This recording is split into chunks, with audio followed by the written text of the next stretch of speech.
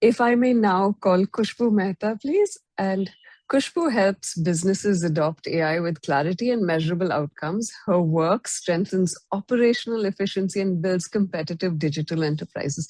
Thank you, Kushbu, for waiting. Welcome.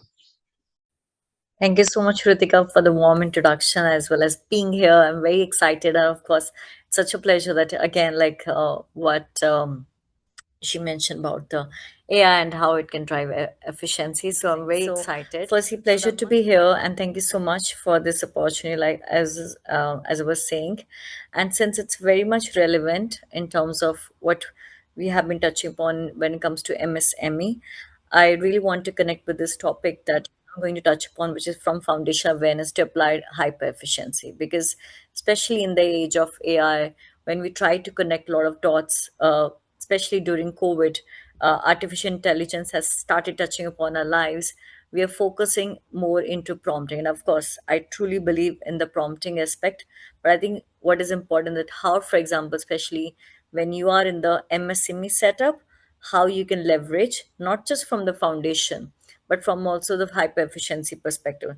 And that's why today I'm going to talk about how, for example, we are not going to talk about the theory, but also we can use or leverage AI to the best of our abilities in in the best case scenario in the SMA. So again, I walk you through some case studies, but before that, also touching upon like how, for example, like AI can also used or why we have not used much in the MSME context. Because if you go by the data, as you could see that here, like 90% of the MSME, which is tech enabled, they truly believe in the power. And of course, we have been seeing all the time across our social media that, of course, we should use AI and we will be using that, right?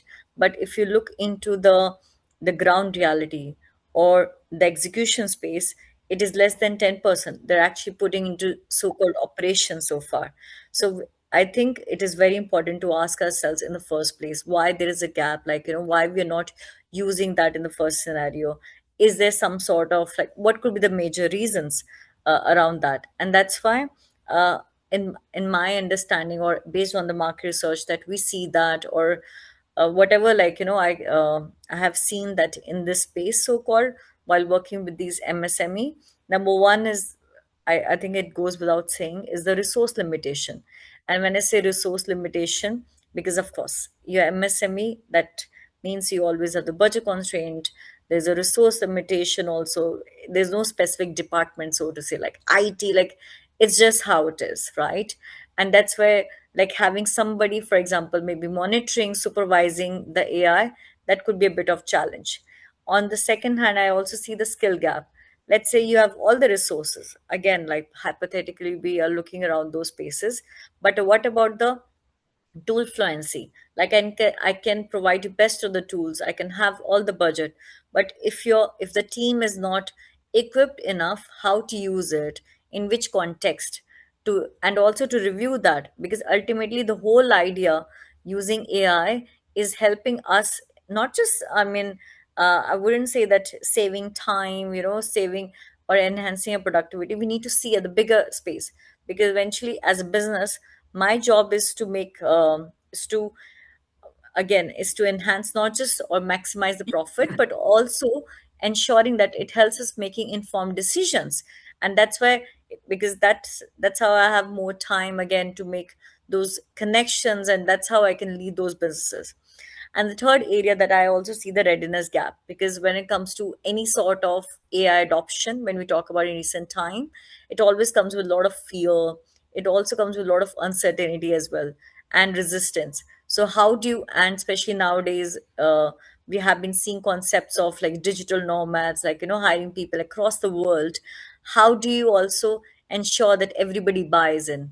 Because a lot of time it comes from the top, like it's a top to bottom approach that we use that, and we don't cater to the needs of, or we don't cater to the concerns that might be the people that are having either at the middle management space or the entry level. So how we are executing those areas. So considering that, I have created my own set of frameworks and methodologies that I see that, that could be very much relevant in current context. And that's why am somebody who really like to draw some comparative analysis, like the very old AI behavior, which is like the generative AI. Typically, if we use in the context of, let's say, LLM tool, it would be like, okay, you just ask a question, like you have a specific prompt. Can you do this? Like, let's say you want to know more about, like, do a comparative analysis of latest Lakme brands, like, of the Sephora brands that falls under. Um, and that will be very generic, right? But the new AI behavior is all about creating the processes. And when I say processes, first of all, it is very important to give some sort of context, because it's not just because otherwise, like, I always believe into that garbage in and garbage out. So it's very important that whatever the prompt that we're doing into that, and again, I'll walk you through later on, like how you have to do right prompting, how you have to create task and everything. And that's how you build a task. And accordingly, because for the repeatable task, you create different agents. So for example, you can use Claude, like I typically use a lot of Claude. And for that, you can create AI agents. You can also create your own set of skills for the repeatable processes. It could, so for example, if you keep on creating marketing campaign, so you have certain brand guidelines to follow, you have certain texture to follow, you have certain tone as a brand that you follow it through. So that's something that you can always look around. And then I think it is very important, because back in the day, when we look about the review processes, it maybe it's 6 months, it's 3 months, but nowadays I think you have to very fast. And I think that's beauty, like, with AI, like you can reiterate, you can come up with some sort of survey, you can come with some pilot project, and you can get the feedback. Not like, you have to wait for 3 months or 6 months. You can get the feedback faster, and which allows you a room for continuous improvement. And and lastly, I see that the huge value of in all these processes, as much as I advocate about AI, it is very important that we have human in the loop processes as well. Because if you can come with all the best of the processes and whatnot and the favorable situation, but how we are ensuring that people also buy in. So that's why I think it's very important that having the human in the loop is involved. And that's why when it comes to execution, primarily I see three areas, like we can look around. One of the thing that I see, that for example, to begin with, is the backend. So for example, very simple, that what are the things that you find it very repetitive, or that's something that requires automation. So automation is something where the human assistance is not needed. Just think like that. And that could be very simpler administrative task. You can look around. So for example, invoicing, scheduling, call, like, for example, like transcripts, for example, when you are having meeting notes, all those things. Then at the same time, I also see when it comes to market intelligence is all about visibility. As a business, especially as MSME, it becomes much more important that, okay, like you're saving your time, like creating automations and workflow for your different departments, so to say. But it's very important that how you will cut through the noise, how you get to attract visibility, and how you will get to know what your competitors is doing. So there are a lot of tools, for example, I've mentioned.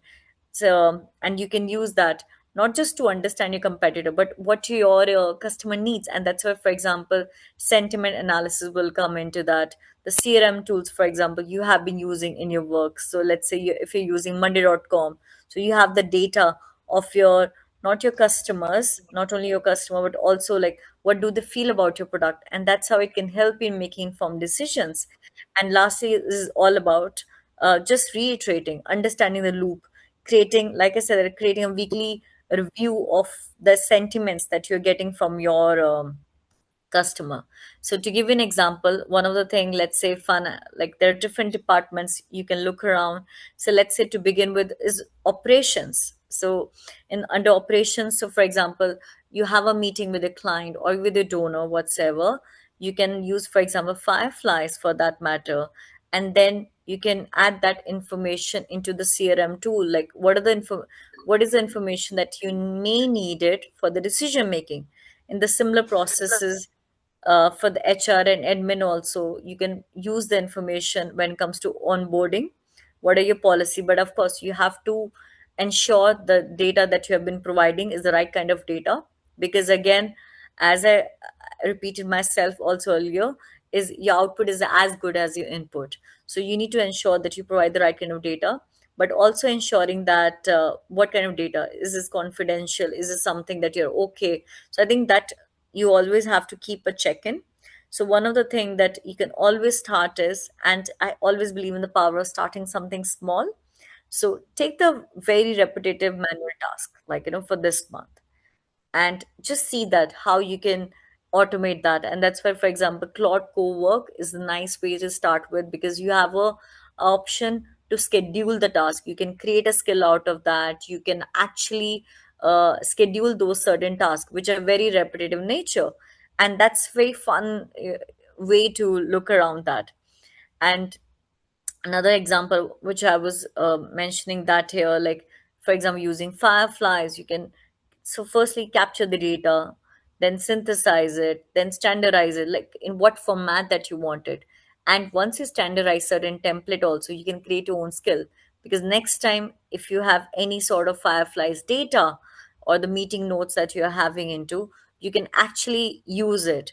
You can actually just tag that at the rate, and that's how, like, it will automatically generate the format that you're looking for. And just ensuring, and this is where again, as I was saying, that the human interaction is very much needed. So that's where you will ask for review. Okay, is this the kind of language that they have, it has been used? Is this something that your client is looking for? That, so for example, like, I since I work with different set of stakeholders, some people used to like numbers, so, and they like very to the point information. So your meeting notes should reflect that. Some people like to have story element, like, it has to have very emotional element also attached to it.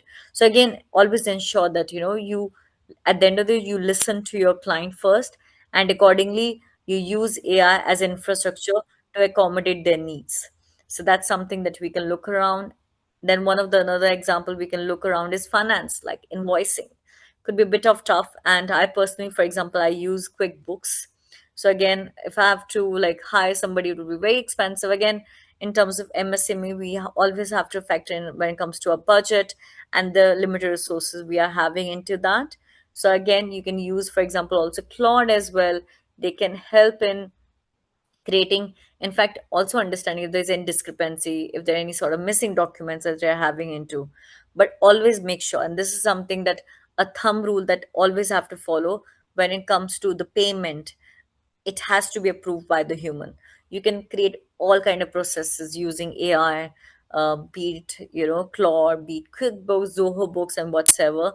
But make sure that the compliance cannot run through, cannot go without, unless, like, somebody's there from finance. And that's how, like, again, you can always create this repetitive task, because this is something very obvious, right? If you're into business, you will be issuing an invoice, you will be issuing purchase order. So try to use these tools, and again, make sure that it is very much saves your time, depending upon, of course, the frequency that we're looking into that. Then the pillar two I already have mentioned. So under the four categories I have actually categorized. So one is understand, like just listening to the markets, because when we talk about market intelligence, um, for example, I personally spend a lot of time in market search, what others are doing, what I can do, what is happening, let's say in AI adoption space, how I can add value. So you have to categorize, like, different tools out there. So for example, Perplexity, I typically use that because it's good in terms of desktop based research. Then for to understand the competitors, what others are doing in different markets as well, you can use all these tools. One of them, like a couple of them I already mentioned that. And once, let's say, you understand the sentiments also, what is working, what is not working now, and you come up with a GTM strategy as well, now you have to understand whom to reach out to, right? And that's why, for example, you can use Apollo, LinkedIn Sales Navigator, Claude, which can help you. These are target industries. You can look around, what is their budget, would they be willing to get your product as well. So again, because ultimately it's all about the client acquisition. At the end of the day, you need client to not to just survive, but to grow your business, to scale your business. So that's something that I see the story to be around. And that's how, like, you can push, and which I also connect with the marketing as well. Once you understand the sentiments, you can accordingly create some sort of marketing campaigns, visibility, all those areas. So again, to give an example here, let's say if you are dealing here, like the question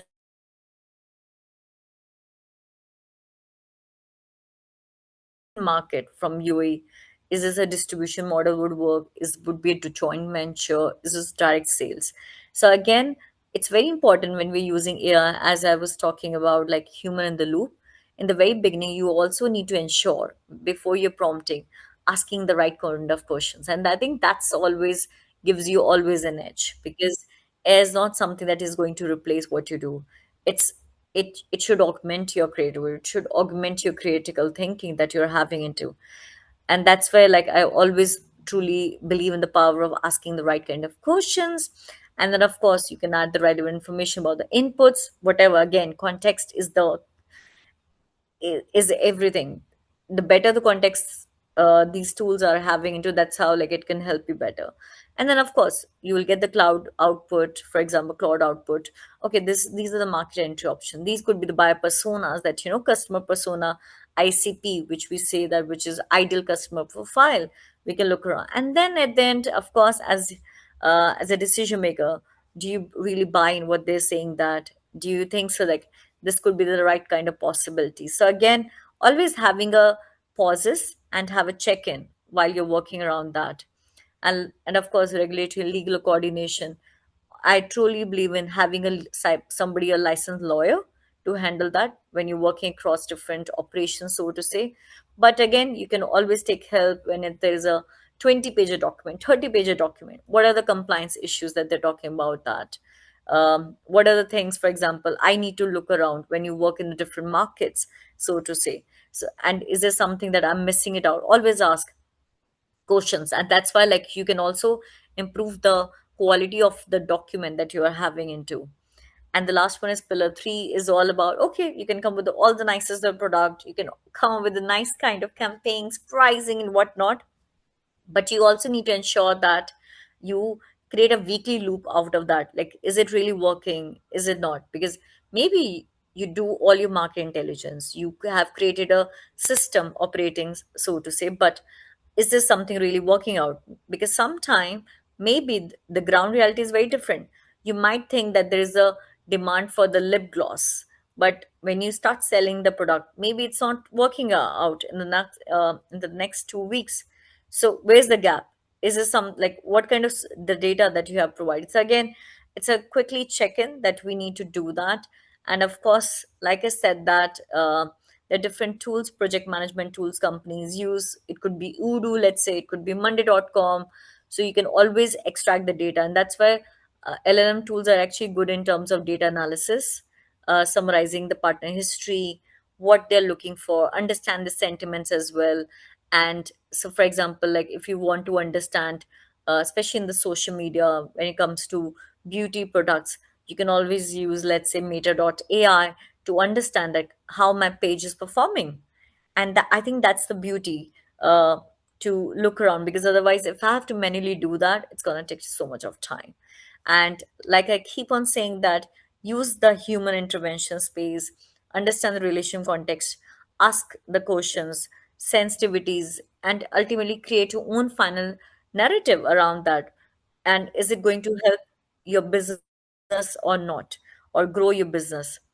So ultimately, how I see that, like, Claude, which we can use in 3 areas, as I mentioned, is like creating maybe corresponding summarizing calls, like, and these are very simple example, like, because today, since we have just 15 minutes actually, so I want you to keep it very short and sweet, and something that you can take it as an action. And under intelligence, for example, you can synthesize the trade reports, regulations, again, making it very simple. Uh, and always try to do reverse engineering whenever you're using these tools at the moment, because that's why, because if you're clear what is the outcome that you're looking into, that's how uh, these tools can help you understanding, okay, where are the gaps, what are the missing points that you can look around. And always extract your dashboard reports, and then see that, okay, is it in the alignment that we're looking at around. So like I said that, and for example for Claude, I in fact they have a feature of connectors as well. So you can connect with your, let's say, the fireflies, because I have connected with a meeting. So I know these are the conversation that I'm having with XYZ clients. This is what I look for the information. Okay, these are the pain points. That means this is something they're looking for. That, and again, that helps in actually not just creating my own newsletter, but also understanding where the market is going into that. This is where maybe I need to launch such kind of services for my clients. So I think you just have to be a bit more experimental, how you can connect those dots. And I think this is where the pattern thinking also comes into picture, because now you have been seeing that we all come across different domains and we're using our expertise. And the beauty about these LM tools, the generative AI, is the fact that you don't need to be a technical person. You can still find your space. And again, when you work in the MSME, you're donning so many hats. You can be a salesperson, you could be a marketing person, you could be a IT person or legal person. So when you're donning so many hats, how you can align with those roles. And that's why I have mentioned like few, like you can take a screenshot if you want. These are practical tools, for example Stack, that you can use for your organizations. That could be very fun to look around into different areas. Zapier, Make, but again you have to see the costing as well. So for example N is a bit I mean easy, I wouldn't say like it's cheaper, but Zapier is faster. Like, so again, look in the cost that you can look around, because Zapier is expensive, but it is much more faster. All you have to just give a prompt and it does everything very smoothly. But with N10, you have to sit down, you have to work around a bit, but it's not that expenses. So again, factoring the cost as well as the MSME, that you can look around. And like I said, that always the 5 prompt recipe that you can always use, audit your work, always ask yourself, what are the things that I keep on doing during this week, let's say, and just take one workflow and then try to work around. And always ask these LM tools, flag assumption, where does this come from, is there any missing data, is there something risk that is attached to that, and making sure that at the end of the day you are making, you're listening, you're coming from all kind of stakeholders information that they're looking for, because ultimately you need to cater to the needs of the client, what they're looking for. And ultimately, since you have met them, so you know them what they needed. So always try to read between the lines before that, like you use actually AI. And again, just a reminder, I keep on telling myself that it's a combination that I see that it's, and that's why nowadays we are using also sometimes the word super intelligence. When AI marrying humans, like I think which is such a fun way to work around. So try to see that where something, of course, administrative leverage, and you can always use AI. But eventually, when it comes to decision making power or asking the right kind of question, because if you have the right kind of questions that you have framed during that conversation with the client, it will help you in extracting the real kind of information that you're looking at around. So, and then of course, this is a 90-day plan that you can always look around, because I mean, since I read a lot of books on the habits and behavior, so that's something as a nice way to start around. And yeah, and that's it actually. So if you want to know more, and if you have any questions, I've actually connected my LinkedIn, because that's the easiest. I'm more active on LinkedIn, so you can actually reach out to me if there are any questions around that. But that's it from my side. Thank you so much for the opportunity. Thanks, Khushbu. You know what's really interesting is how many people already have fireflies on this meet, which I think sums up the whole part of your conversation. Yes, you're right. I mean, you absolutely captured that pretty well. Yeah. I mean, I was also added that. So yeah, it just saves Yeah. so much of time. Lovely having you online. I wish we had more time, but as usual, we're stuck for time. So very quickly, thank you so much for your patience with us. If I may speak to Mr. Nachiket Deshpande, please, who is a technologist.